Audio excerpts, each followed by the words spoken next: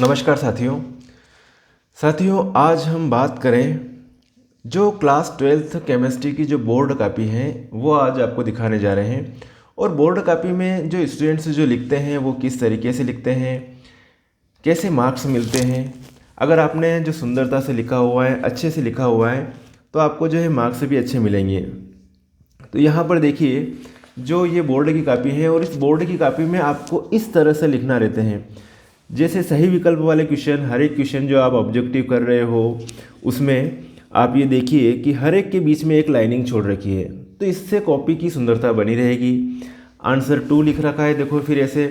फिर यहाँ पर अगला क्वेश्चन जो यहाँ पर नहीं आने वाला है, तो इसके लिए अब अगला पेज ले लिया। देखिए ये इंग्लिश मीडियम वाले केमिस्ट्री की कापी है और बहुत ही सुंदर तरीके से लिख रखा है। देखो यहाँ पर देखिए आप ये जो सही जोड़ी है, ये सही जोड़ी को लिख रखा है। और फिर जो है ये वन वर्ड वाले जो क्वेश्चन हैं उनके आंसर हैं। ठीक है, तो यहाँ पर ये जो क्वेश्चन था ये सही विकल्प वाला, ये फिल इन द ब्लैंक वाला, और यहाँ पर जो है ये सही जोड़ी है और ये जो वन वर्ड वाले जो हैं क्वेश्चन हैं उनके आंसर हैं, है ना। अब जो बात करें हम कि ये कितना, आपको जो ये 4 क्वेश्चन लिखने हैं, इन 4 क्वेश्चन के लिए आपको 2 पेज पर लिखना है, साफ सुथरा लिखना है। ये टॉपर बच्चे की कॉपी है, जो क्लास 12th केमिस्ट्री जो टॉपर बच्चे हैं उनकी कॉपी इस तरीके से लिखा हुआ है। इसी तरह से आपको जो मैं हिंदी मीडियम की कॉपी भी एक दिन बताऊंगा। अब देखो अगला जो क्वेश्चन लिख रखा है, देखो आसानी से ये जो क्वेश्चन 5 है, न्यूमेरिकल क्वेश्चन पूछा गया था 2019 के पेपर की जो है कॉपी है। ये 2019 में जो पेपर बना था एमपी बोर्ड में, उसकी ये कॉपी है। तो कितना साफ़ सुथरा लिख रखा है इस बच्चे ने, बिल्कुल जैसे कि ये यहाँ पे कट किया है तो सिर्फ एक लाइन खींच ली और वापस ये सही ढंग से यहाँ पर जो है आंसर लिख लिया। तो ये बिल्कुल साफ़ सुथरी कॉपी होनी चाहिए। देखो ये क्वेश्चन क्रमांक 6 देखिए, बिल्कुल साफ़ सुथरी कॉपी है, व्यवस्थित कॉपी है। तो मेरा उद्देश्य यही था कि हम जो प्रिपरेशन करते हैं और प्रिपरेशन करने के बाद अपनी कॉपी कैसी होनी चाहिए, ताकि जो है माइंड बिल्कुल अट्रैक्ट हो किसका, सामने वाले का, जो कॉपी चेकर हैं उन टीचर्स का, और अपने को जो है पूरे नंबर सही ढंग से मिल पाए। इस कॉपी में जो है ये जो बोर्ड की कापी आती है, इसमें यहाँ पर जो नंबर दिए हुए रहते हैं, इन नंबर को यहाँ पर जो है छुपा रखा है।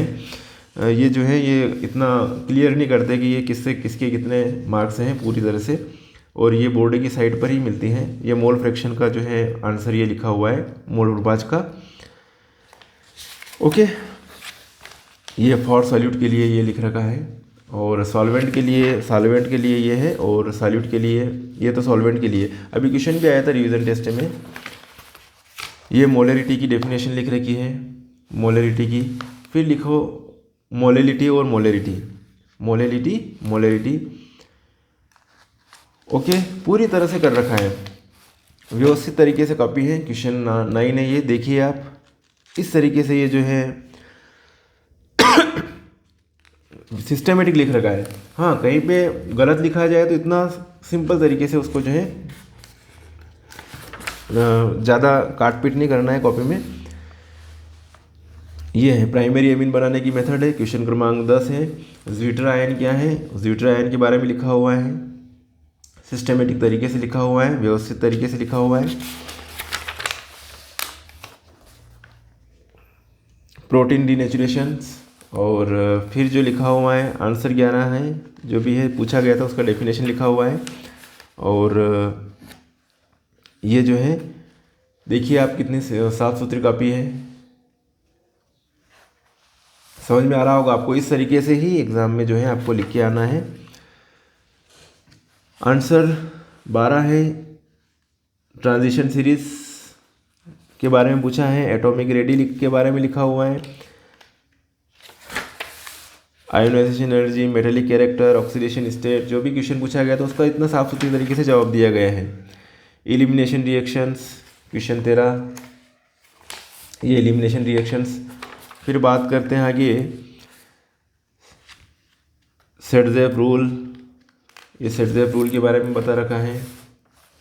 फिर बात करते हैं आगे अल्कोहल फिनॉल में डिफरेंस, तो इतना बिल्कुल क्लियरली अल्कोहल फिनॉल का डिफरेंस लिखा हुआ है।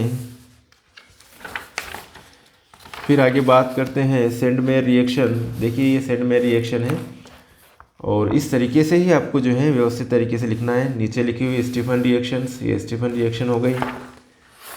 फिर बात करें हाफमैन ब्रोमाइड रिएक्शन है, ये हाफमैन ब्रोमाइड रिएक्शन। फिर है हेलोफॉर्म रिएक्शंस, ये हेलोफॉर्म रिएक्शन है। आज सिर्फ आपको जो है ये जो है वीडियो है सिर्फ आपको कॉपी बताने का उद्देश्य है कि आप अच्छे मार्क्स लाएं, किस तरीके से आपको एग्ज़ाम में लिखना है।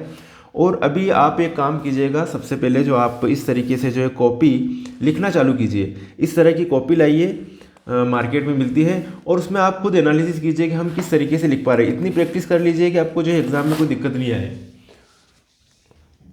इतनी प्रैक्टिस कर लीजिए कि आपको एग्ज़ाम में कोई दिक्कत नहीं आए। सिंथेटिक डिटर्जेंट के बारे में लिखा हुआ है। Synthetic detergent,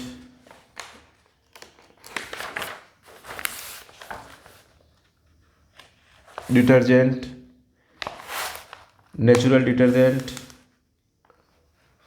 amphoteric detergent. फिर आंसर लिखा है देखो सेल कांस्टेंट का,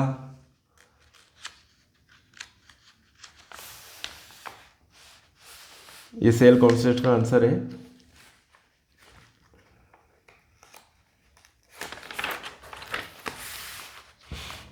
ओके, समझ में आ रहा है आपको? इस तरीके से आपको कॉपी जो है लिख के आना है बोर्ड की।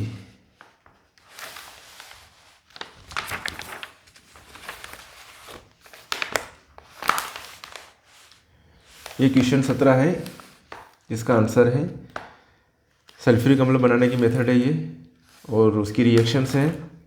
ओके, बाकी ये थ्योरी यहाँ लिखी हुई है, ये थ्योरी है, ये सप्लीमेंट्री कॉपी लगाई गई है, और ये इसका डायग्राम है सल्फ्यूरिक अम्ल बनाने की विधि का।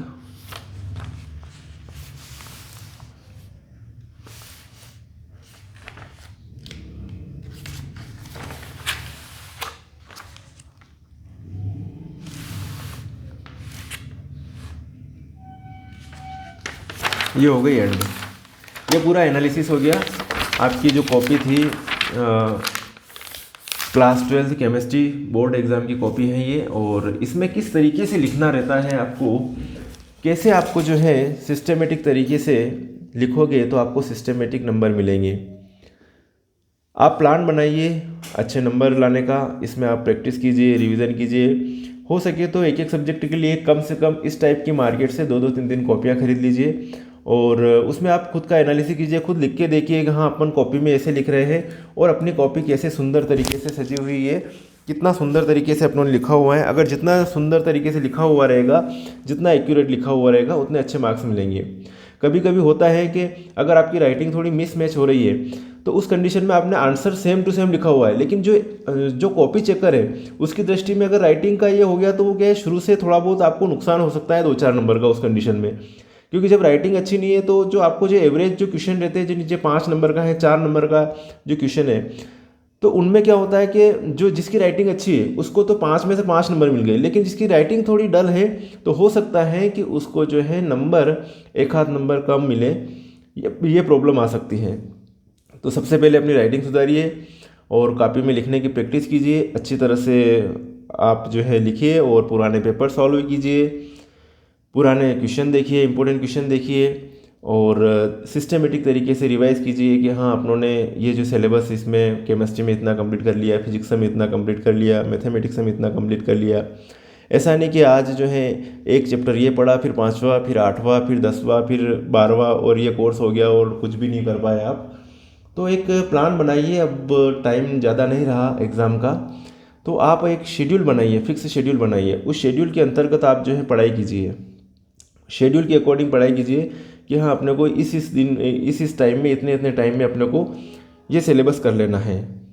तो और मेरे हिसाब से अब तो है, अगर क्लास 12th में हो, बोर्ड एग्ज़ाम है, तो अभी तक तो आपका पूरे सिलेबस से आप वाकिफ़ हो जाने चाहिए और उसका रिवीजन स्टार्ट हो जाना चाहिए। रिवीजन मस्ट है, रिवीजन ही डिवीज़न है, नो रिवीजन नो डिवीज़न। अगर आप जो भी बुक्स पढ़ रहे हो अच्छी बात है, उसी बुक्सों को फॉलो कीजिए, इधर उधर मत भटकिए। जो भी नोट्स आप पढ़ रहे हैं उसको सिस्टमेटिक पढ़िए। बस ये कीजिए, कोशिश कीजिए कि आप रिवाइज कीजिए, बार बार रिवीजन कीजिए। 1 बार 2 बार 3 बार 4 बार जितना रिवीजन हो जाएगा उतना अच्छा आपको जो है प्रॉब्लम नहीं आएगी आगे। तो रिवीजन मस्ट है।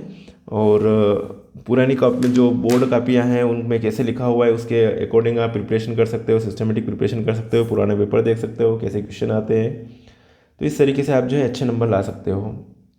और तैयारी सिस्टमेटिक कीजिए, प्लान बनाइए कि हाँ अपने को इतना इतना इतना पढ़ना है और ये सिलेबस के अकॉर्डिंग है, ये ब्लूप्रिंट है, ब्लूप्रिंट को भी देखिए हाँ अपने को ब्लूप्रिंट ये है इस सब्जेक्ट का और इस यूनिट से इतने नंबर का क्वेश्चन बनता है, किस टाइप के क्वेश्चन बनेगा, ये आपको आइडिया लग जाएगा। ओके दोस्तों, तो आज का जो है ये आपको बोर्ड कॉपी बताने का उद्देश्य था कि आप जो है आपको भी बोर्ड एग्ज़ाम देना है और सिस्टमेटिक तरीके से लिख के आए, इसीलिए हमने आपके लिए ये जो है वीडियो प्रोवाइड किया। ओके, मिलेंगे फिर नेक्स्ट वीडियो में, तब तक के लिए बाय और सभी को thank you so much for watching.